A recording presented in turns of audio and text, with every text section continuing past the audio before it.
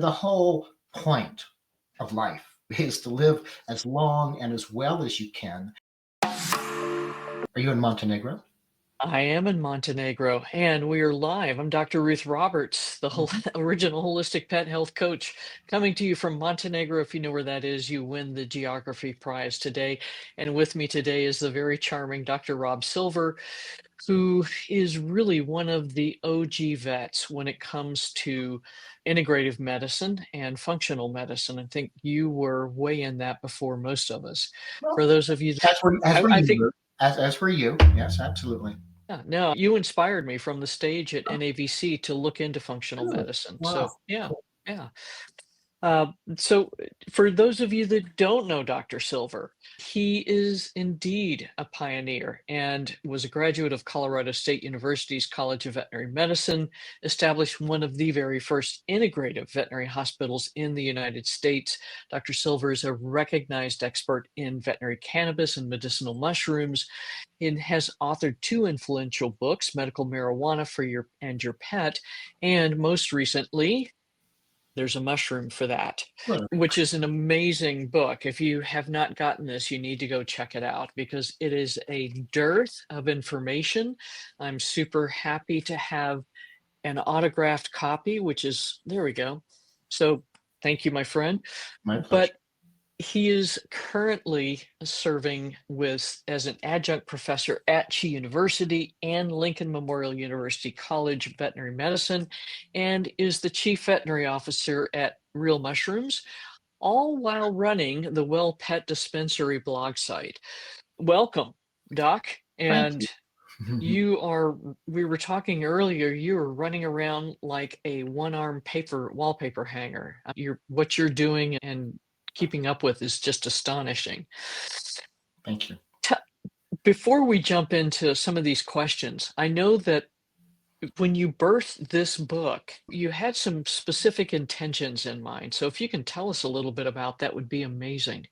The book initially got started as a kind of an update of my book on cannabis at about the same time that mushrooms became very, very popular. And that's when I shifted streams. The book, although it's titled by There's a Mushroom for That, actually has an awful lot of information in it about the use of CBD and cannabis, which I think the two of them actually work together even better than either one of them alone. But I really, after years of practice, and I loved practice, but there came a time when I had to leave practice to do the other work, which is to reach a wider audience. I wanted to create a book that would be helpful to the pet parent, that could help guide them through either just creating optimal health in their pet, or if their pet had certain problems, certain chronic diseases that are very common to pets, and that they would be able to read through a chapter on that topic. And I would tell a story in the chapter about a patient I'd seen, and then that had that problem, and then describe the problem, describe it in conventional terms, describe it in how we address it integratively, and then most especially discuss how mushrooms, cannabis, herbs, diet, and lifestyle can impact and improve that condition. Some chronic conditions we can't really cure. They're part of the animal's DNA, so to speak, although I'm using that more metaphorically, not necessarily genetic. Chronic disease isn't necessarily genetic. But we can manage them, and we can, just like we can, in many cases, we can turn cancer into a chronic disease, which is managed, and we can keep the symptoms on the down low. And the whole point of life is to live as long and as well as you can. And longevity has taken new meaning within this pet space because pets don't live long enough. So the conversation regarding longevity has become very dominant. And when we talk about longevity, we're not talking about how long the animal lives. We're not talking about the Guinness Book of Records. What we're talking about is the health span. How long is that animal going to be healthy? And so I'm hopeful that for the many pet parents out there, that this book can provide some guidance. And it's also like a text that can be used. I'm getting ready to start doing my own live platforms. We're going to use that textbook as a guide, and hopefully it will benefit the many animals out there that need some help. Right on. So amazing stuff. You've been you Amongst the other firsts, cannabis, you were one of the first veterinarians to really address the use of cannabis, both CBD and marijuana for Yes. pets. But why did you become passionate about medicinal mushrooms? And what inspired you to delve into using them with our pets? I've had a long-standing relationship with mushrooms through my interest in Chinese medicine, although not as wide a range of mushrooms as I'm currently engaged in, primarily the reishi mushroom, the cordyceps mushroom, which were most dominant in many Chinese herbal formulas. And even way back when, back in the 90s, my first black lab, I fed him black Ganoderma mushrooms and black beans. I thought that there was a nice little color match there. So for me, mushrooms are very much like cannabis. One, they're not as strictly regulated, unless we're talking about psilocybin. So they're much more accessible. You can talk about them more, you can advertise them more, that sort of thing, advertise your talks more, that sort of thing. But I also, as I learned more about what's in mushrooms, I realized that they actually are in a way better than cannabis, except for what specifically cannabis can treat, because each mushroom in itself has a wide range of active ingredients. And I'm fond of calling them the Swiss Army knife of supplements, because they have so many ingredients and have so many different actions, so many that people will often say, I don't see how a mushroom can help with the immune system and also help with cognition. But the same mushroom could do both. So that was really where my interest in mushrooms grew. And then once I learned about the history of mushrooms, which was that mushrooms have been part of human civilization and prehistorical humans and early humans and primates, because they are readily harvestable forest edible. Once they learned, they being early hominids, which mushrooms to avoid and which mushrooms to eat, they were very readily available. And because mushrooms have not just immune system benefits, but also have benefits to cognition and thought. There are theories out there that some of the early hominids and late primates, by eating the mushrooms, it may have actually caused some changes in their brain that opened up areas of intelligence, which then is which was allowed us to create these wonderful civilizations that we now live in. And I'm a little sarcastic about that just because of current events. But so we've had a long history with mushrooms. And in fact, what I thought was really cool was when they found Otzi, the Iceman. And this was a prehistoric guy who was frozen in the French Alps. He was killed by a spear. And so they've been really examining everything on him. They've been doing MRIs to look at his body. And he had on him 2 mushrooms, even back then. And when Otzi lived, it predated the Egyptian pyramids. And it predated, it was the Copper Age, and it predated Stonehenge. We've been using mushrooms for a long time. And one reason why I think mushrooms are so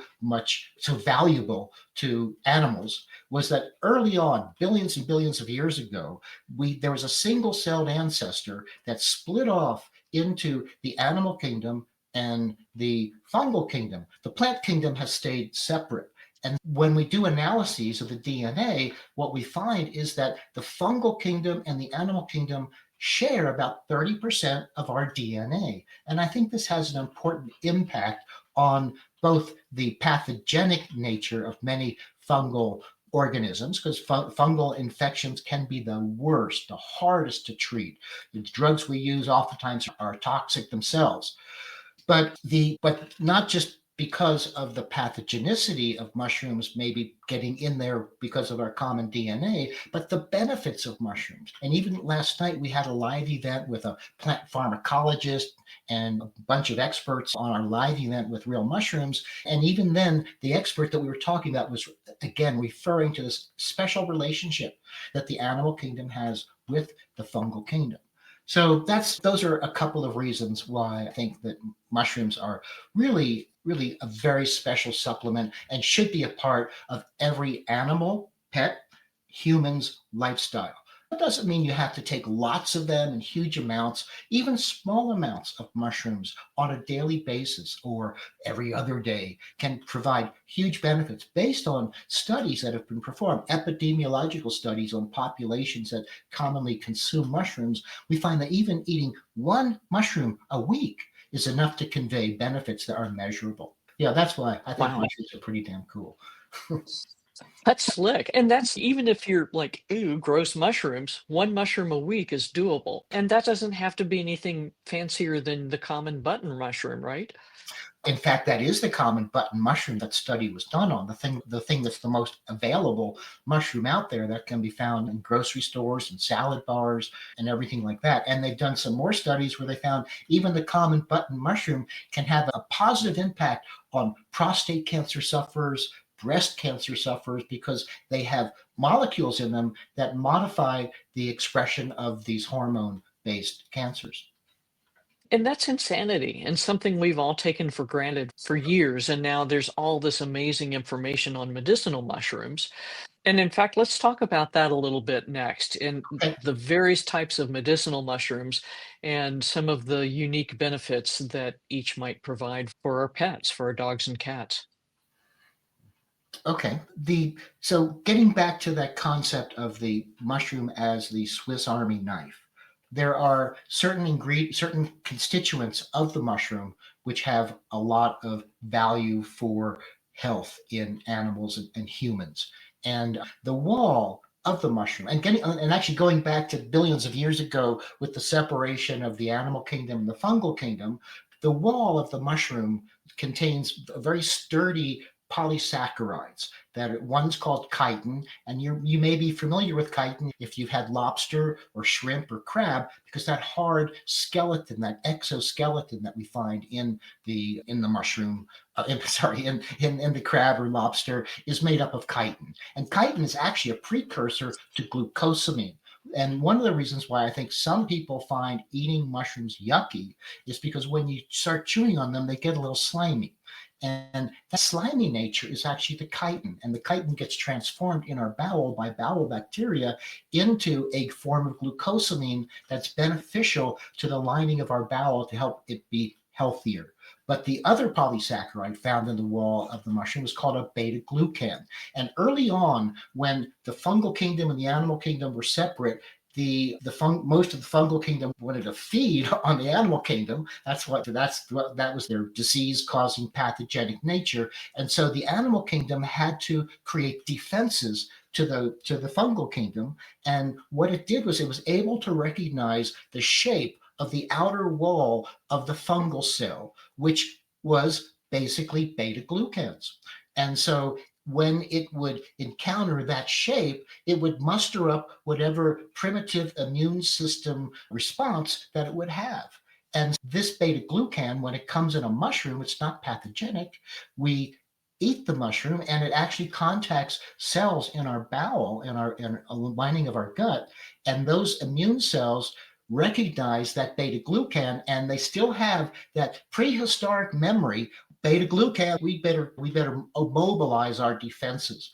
That's what, but mushrooms aren't toxic or pathogenic. Some mushrooms are toxic, but we're not talking about the toxic mushrooms here. Some mushrooms mushrooms are not pathogenic, so the beta glucans in the mushrooms actually gets our immune system going. And beta glucans have a much wider range of activity. We even find beta glucans active in the bone marrow. If you have, Really? if your pet has cancer or something and is getting radiation therapy, or if your pet is getting chemotherapy, which oftentimes will wipe out or reduce the population of cells in the bone marrow, which produce red blood cells or produce white blood cells. Obviously, very important that those cells thrive. The beta glucans can actually stimulate the stem cells in the bone marrow of the red cell line and the white cell line to produce more. So not only can the beta glucans help mobilize immune system defenses against, let's say, cancer or infectious diseases, it also can help with remediating any toxicity from cancer therapy. There's just so many things, and those are just two molecules found in the wall of the mushroom. Once we open that mushroom up, and I have to say that we don't recommend eating very many mushrooms raw. The reason is because they do have such a sturdy fungal cell wall that you're not going to be able to digest much of it, release the goodies, the good stuff that's in it. It's going to pass through. So we do recommend cooking it for the minimum, maybe 15 minutes. But the best way to release the goodies in the mushroom might be in Dr. Ruth Roberts' crock pot diet, because in that crock pot, exposed to that heat, it's going to break down that cell wall very reliably to release the goodies that are in the mushroom to do the benefits.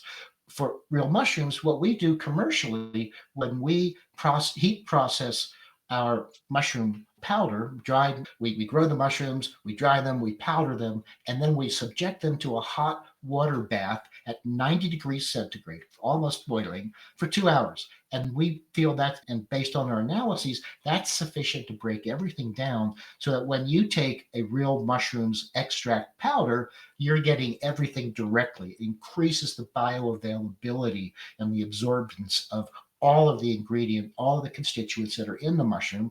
I mentioned the chitin, I mentioned the beta glucans, but we have more that goes in there. There are things in the mushroom that are called terpenes. And we know about terpenes from cannabis. I used to talk about cannabis terpenes all the time because that's what you do when you sniff those buds is you smell that fragrance. It's not the CBD. It's not the THC. It's probably a terpene, maybe limonene. If you've heard about like lemon haze or something, these all have limonene terpenes in them. And limonene, you squeeze a lemon, you also smell that terpene. And limonene has an uplifting effect. It's been shown to be helpful for depression. It also has antimicrobial effects. That's one reason we see limonene in cleaning products. Not only does it smell nice, but it actually has antimicrobial properties. But the terpenes that are in mushrooms are much larger than those volatile terpenes in cannabis, so they don't smell. But they not only do they not smell, but when you hot water process them like we do, they also are recovered. They don't they don't blow off from the heat. They just get released. So you get the terpenes as well in that extract.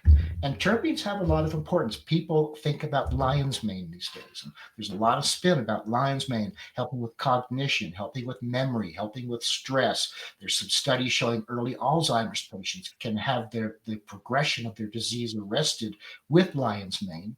But we also see in our pets and some of our older critters, and you got an oldster there in your arms there, Ruth, Yes. and maybe See, you're starting to see a little bit of geriatric senility, as we say. Sometimes they can't remember where they are, just like humans, can't find the dog door, can't find the food bowl, things like that. And so what we're finding anecdotally, we don't have a published study yet to support it. And unfortunately, we don't have very many studies in our veterinary species with mushrooms, but anecdotally, we're hearing widely from the pet parent community as well as from veterinarians that we are seeing some benefits in many animals who have this condition when they are given the lion's mane. That's a terpene. We have other terpenes in reishi, which is the mushroom of immortality, beautiful mushroom. If you can see, let's see where everything's reversed with yep, StreamYard behind my head. you That got big it. disc, that's a beautiful specimen of reishi that comes from our grow in China. Beautiful. And there's even one up just underneath the horse as well. And it's probably one of the best known of all the mushrooms. It's considered the mushroom of immortality, has a huge number of terpenes in it. And some of the terpenes that it has in it, and the other mushroom, which is really not a mushroom, it's a fungal infection of the bark of the birch tree, is chaga. They both have terpenes in them that stabilize mast cell membranes. And by stable mast cells are the immune cells in our system that when we have an allergic reaction, they get stimulated to release these histamine compounds. And that's where when you have the symptoms of allergies, they're most commonly caused by the histamines.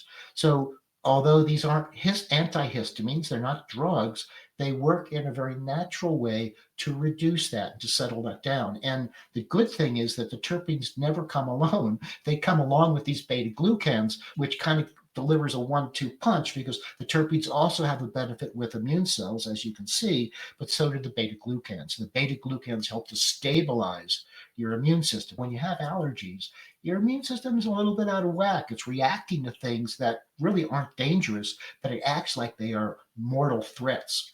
And the beta glucans help to re-educate the immune system and retrain the immune system to not be as as vigilant for things that really aren't risky to them, pollen or food materials or whatever mites or whatever it is, dust mites or whatever it is that the animal is allergic to. So that, I think that's answering your question. There's more ingredients too, but then we start getting more technical, and I think maybe at this point we might want to go into talking about conditions, or if there's a bunch of questions. I love answering questions. You, Right on. your So guidance. there's and what I did want to say too is Hayo, this little girl in my lap, is notoriously difficult to get to eat strange things. So, but this, the functional feline, Oh, she thinks is an awesome thing. Strangely, she was not going for daily dog, but functional feline, she is all over.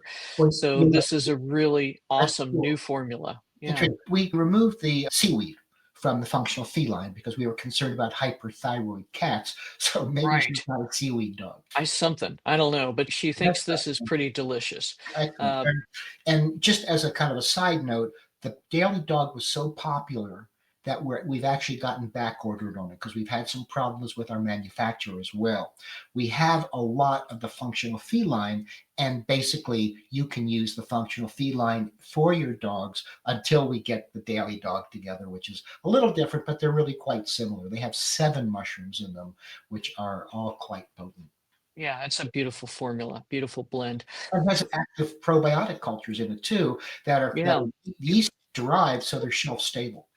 right on. Sarcomyces is a beautiful way to help re-nourish and re-plow, I guess, is or re-prepare the soil, so to speak, to receive a better, healthier microbiome. As I'm talking about all these constituents of the mushroom, and we're breaking them down with our hot water extract, the mushroom fiber, which is the beta glucans, the chitin, and many other types of non-digestible carbohydrates that are mainly polysaccharides, provide amazing food for the bacteria and other microorganisms that grow in the bowel. So they feed the microbiome in addition to help regulating it with the beta glucan. So it's mushrooms really are great.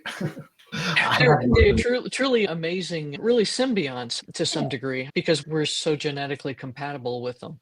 well, and Now, we even have fungal organisms in our microbiome as well. So we have everything in there: protozoa, bacteria, fungal organisms, some primitive bacteria. bacteriophage, viruses, all that stuff. We just think of it as Cool. bacteria, but that's Yeah, not it at all, yeah. is it? It's just easy to say bacteria versus everything. Yeah. True enough. So there are tons and tons of mushroom products out there. And There are, there's, which is you good. know, and I'm so glad to see there's so much interest in the marketplace. right on, right on.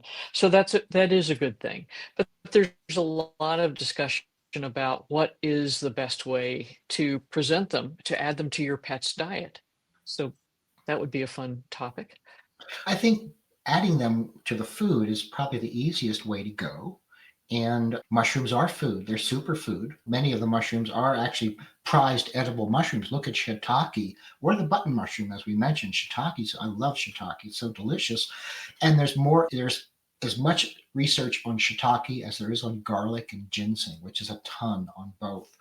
So putting it in the food is works just fine. And if it's a powder, you can mix the powder into food. If it's a liquid, you can mix the liquid in the food. Although you certainly could administer the liquid directly by mouth if that were more convenient. If your four-legged friend has a serious condition like cancer or something like that, it might be better to administer it only in a small amount of food before meals, just to ensure that the animal gets it, because we've got a critical condition we're trying to treat. But in most cases, it's really not important. And the important thing about mushrooms, giving mushrooms, is that you give them and that you give them regularly. They're really best if you give them every day. There's no tolerance developed by mushrooms. There's really no need to take a break or to rotate the mushrooms because you develop tolerance to them. Rotating the mushrooms is not a bad idea in terms of just exposing your animal to other mushrooms, which have different kinds of beta glucans and different types of terpenes and different types of actives. But if you have a serious condition for which one mushroom has been shown in studies, not studies in animals, unfortunately, but studies in humans or laboratory animals, then it might be just smart just to stick with that one. And I think the important thing is not just how to give it, but how much to give. And I think that's something that is on the top of every pet parent's mind. Real Mushrooms has a brilliant customer service department that's available 24/7, and we chart the types of questions that we get. And 60% of our questions are about how much to give or about the word dosage, which I don't really think the word dosage is appropriate for mushrooms because they really are functional foods. Plus, when we talk about dosage, it implies that the mushroom is actually a medicine because we tend to dose medicines. We tend to give food or have portions for food. And we have to be careful with the FDA that we don't make medical claims. And so I've been getting away from using the word dosage and instead just seeing the amount, administration guidance, or how much to give.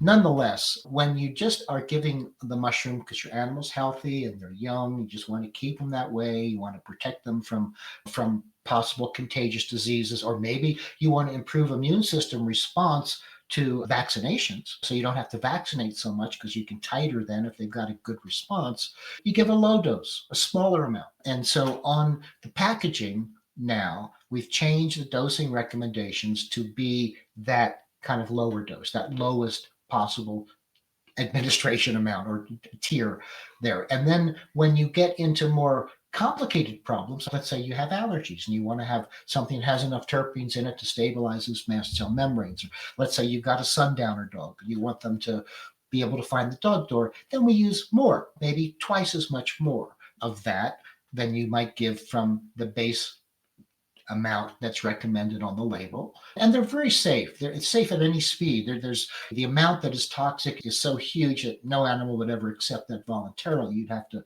tube it down them. And then when you have a serious condition, such as cancer, or maybe some infections, like we're getting a lot of questions these days from our friends in Arizona about coccidioidomycosis, which is a fungal disease found there in the Sonoran Desert that you just inhale it and affects the lungs. You want to use a really high dosage, high amount for that. See, I say dosage too. I'm guilty of that. It's hard to retrain. It's hard to retrain, isn't So it? you would use a large amount then as well, which might even be twice as much as you were giving the moderate amount for sundowners or allergies or things like that. So I think the best place when you're giving something to your animal is to start at the low end and maybe even lower than what. And I can't speak to other companies' products and how they handle their recommendations for dosing, but for Real Mushrooms, I recommend starting even lower than what we recommend on the label as a way of making sure that your animal isn't one of those few that might have a reaction to something new that's given to them outside of their regular diet. And more dogs these days are getting fed these very diverse diets, and so they're much less sensitive than those dogs that were raised on kibble and only fed kibble, and you're just trying to add a mushroom to it. So your dog may be very adaptable, and you may be able to skip this step. I think it's a wise idea to start a little low, get your animal used to it for a week, check the stool, make sure they're not vomiting, see how their appetite is. And then after a week, you could increase it to the labeled dosage. And if you think you need to give more than that, then I'd give that labeled dosage for a week, again, trying to get the animal acclimated to this new material that's in their system. And in some cases, mushrooms have so much fiber can actually precipitate defecation. And oftentimes it speeds up the rate of the transit of the stool through the bowel, which doesn't give it enough time to reabsorb water because the fiber kind of moves things along more rapidly. So the stool comes out soft, or depending on the animal, maybe even in a diarrhea. So we want to avoid that if at all possible. It is a possible side effect. It doesn't mean toxicity. I think it's just a normal function, really, of the fiber or of an unusually sensitive digestive system. Then after that, then you can escalate it further, and you can take that label dose, you can double it. And that's getting you close into the area of double or triple it to get into that area for moderate problems. And then if it were a more serious problem, I would do a stepwise approach to increasing the dosage.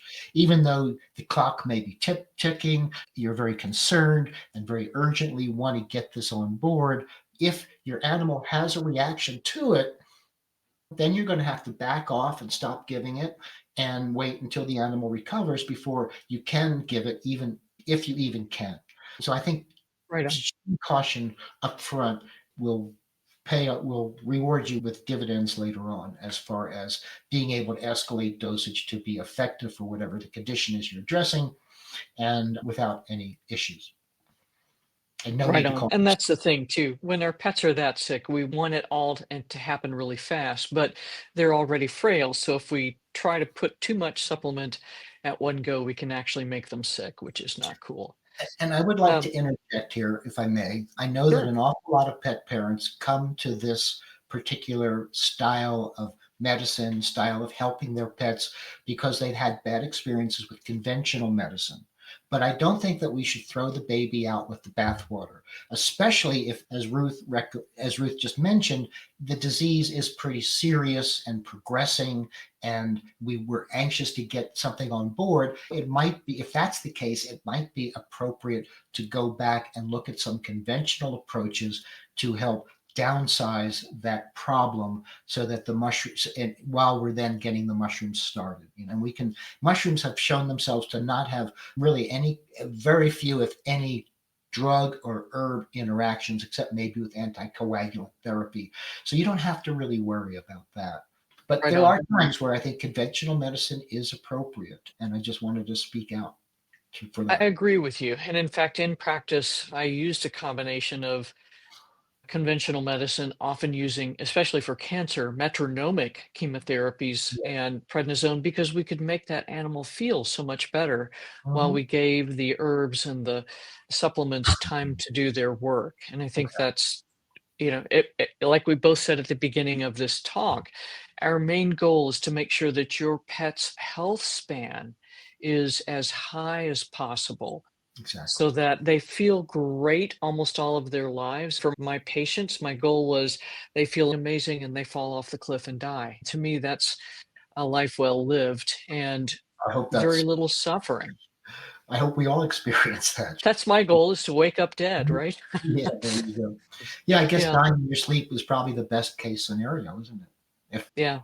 So we've got a couple of questions. So Sure. Kahu is asking about her kitties. She wants to start Mhm. giving mushrooms to her cats that are 2 and 4, Mhm. and she is dealing with mostly immunity issues and atopic Yeah. dermatitis. So, and Yes. that's pretty young, those kitties. Poor Although we kitties. do oftentimes see atopy happen early on. The first part of that question, I would think that in general, before I saw that there were actual problems, Sadly, and yes. but I would say I think the functional felines probably are a really good place to begin with that for immunity. And there could be some benefits as well with atopic dermatitis. Now, with atopic dermatitis, I don't think you can expect a mushroom to be the only thing that's going to treat that. You need to find out what the cause is. Is it something that's environmental? Is it something that is food based? What exactly is it? And you need to take steps, the appropriate steps for that. I have found, and the studies recommend, that for atopic dermatitis in a cat, one of the better treatments for it is not a mushroom. I'm not saying don't use a mushroom. I'm going to give you a couple of things. There's a CBD like material that's naturally occurring in the body that pet parents are now waking up to, in part thanks to Dr. Judy and the work that she's done with that, with her Cavaliers. And it's called palmitoyl ethanolamide, which is a mouthful. We call it PEA. And I have PEA on my website, and it's in a variety of places. I think you may have a product on yours as well. And that PEA, after it's being given, and it's very palatable, after it's given for a month or two, the studies show it really helps to reduce and downsize that experience.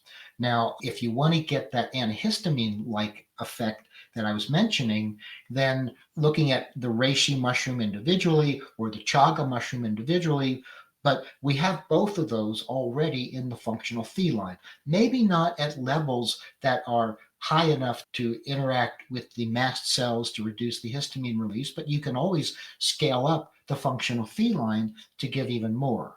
But if not, then I would look at the five defenders mushroom extract that Real Mushrooms makes, which has the reishi and the chaga in larger amounts. The question is the palatability of that. And so the functional feline having the krill meal in it, having a nutritional yeast is very acceptable. And so if you can get them started on that and escalate that, that may be really all you need. And that may be really all you need as far as improving immunity as well.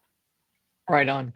And then one of my favorite things to use for allergies to help with symptom relief is quercetin and stinging nettles. Yes, And so very I good. found that to be a super Mhm. benefit in You have a product combination on your Do you have a product with in your them. store that has all of that together? Yeah, it's called Histopause Oh, because I sweet. like puns. Yeah, but it's been super, super successful in helping to reduce the itchies and relieve some of the symptomatology without using any medications. But I think this in combination with Five Defenders and Tremella is another one I'm really liking. Tremella, the value of tremella is in part that it has a hydration factor.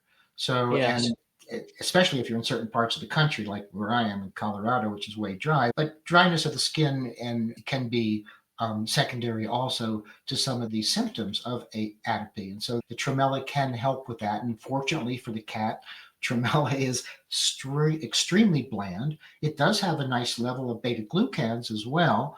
Yeah, tremella could be another partner in this process. I did not put the tremella in the functional feline. There's 7 mushrooms in there, which would be the 5 from the 5 defenders, and then the cordyceps, which I think is the quintessential perfect mushroom for cats because of its protection of the kidneys. And then it has more lion's mane. It has lion's mane as well. Yeah, so those are some answers. Now there was an early part of the question. I don't know if we want to get into that or not about where they are grown, and I'm Yes. curious what the considerations are regarding the area they're grown, because mushrooms do a very good job of being potent no matter where they're grown. We do concern ourselves with what we call in plants phytoremediation, which is that mushrooms like this, if they're grown by a roadside, if you're picking wild mushrooms by a roadside, they may be absorbing toxins from car exhausts and fumes or from some other location like that. But other than that, I think that the really important part is not where they're grown, but how they're processed and if there's been any measurement of their potency. Measuring the potency is a really important way to know what's in there and to know how much to use and whether it is potent enough for your critter. Real Mushrooms does a lot of third party lab testing to ensure that our mushrooms are all free of contaminants. We do grow our mushrooms in areas that are free from pollution, and we also grow them in areas where, and to give full transparency, Real Mushrooms are grown in China, and we're very proud of that fact. We know there's current geopolitical issues with China. We've been growing them there for 40 years, and China grows the 90% of all the world's mushrooms. They've got thousands of years of experience in the growing mushrooms. And so we went there 40 years ago to get the best quality mushrooms there are. And so our mushrooms are also grown in areas that would be local to where those mushrooms actually were found naturally in China. Our reishi grows in China in the same area where reishi is found in the greatest amount. So that means the soil, the environmental conditions are all very conducive for the growth of the reishi. Right on. And Jen's got a really interesting question. And I think you mentioned this earlier that there is synergy between mushrooms and CBD. Oh, good So, question. how is there a specific timing There that is, you'd be concerned there is about? Yeah, there's studies in four different species: horses, humans, rats, and dogs, that show that if you give CBD with some fatty food, that it has about 5 to 10 times better absorption. So you would want to give the mushroom, the CBD, just before you fed. I recommend the CBD, if the dosage is critical for the CBD, that you put it in a little bit of fatty food. Now, with dogs, the quintessential fatty food is canned cat food. So I would that way they get that whole dose, a little bit of canned cat food, they get their CBD, and then you give them their meal with the mushrooms in it, and that will give you the optimal absorption for both types of supplements. Right on. And then are there any situations where it may not be advisable to combine these two for pets and how to navigate those safety concerns? I don't think so. I really don't think so. CBD has shown itself to be extremely safe. The only interactions that I know of between those two are very positive, oftentimes between the terpenes. I think the terpenes in the CBD is and the terpenes in the mushrooms work together. There some of the same membrane receptors, let's say in the brain, because we know CBD can affect calmness, are the same CBD receptors like the serotonin receptor that mushrooms will signal, even though they're much larger terpenes. No, I think you can pretty much use them very safely. That's one reason I put the two together in my soft chews, because I think it's a good way to get them both. And the dog study showed that if you have the CBD in a soft chew, the soft chew serves as the food, and you get the same kind of equivalent superior absorption as you might if you added it to the food, as compared to giving it sublingually. Interesting.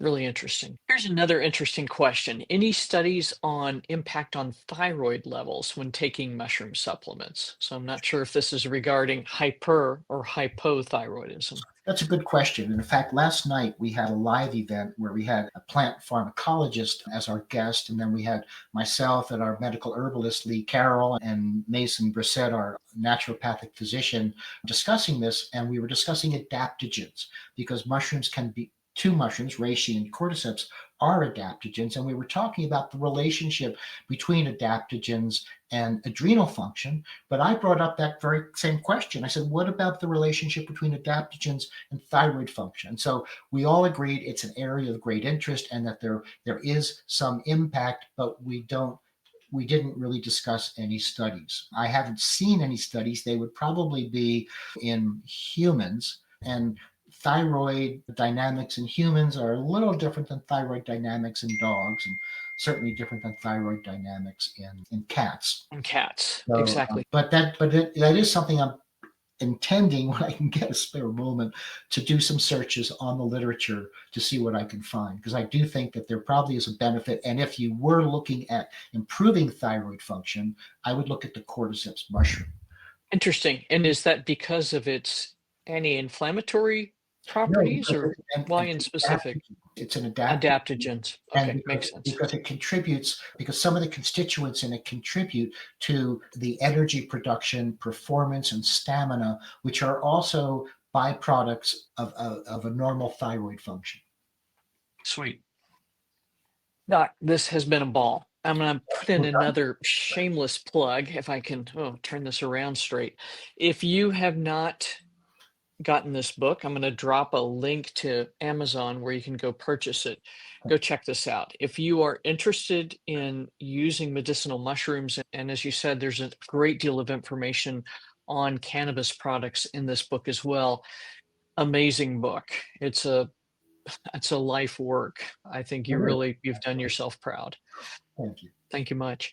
And thank you again for your time. You are incredibly busy right now, getting the word out, helping pet parents learn more about how to use these amazing fungi to support their pet's health. And then, by the way, apply that to themselves, hopefully. Thanks for all the work you do and look forward to catching up with you at some point in the future. Absolutely. And thanks much. And for all the rest of you, we will see you next week and with another cool and fun, exciting topic. Thanks. Great. I like the work you do, Ruth. Thanks much. All right.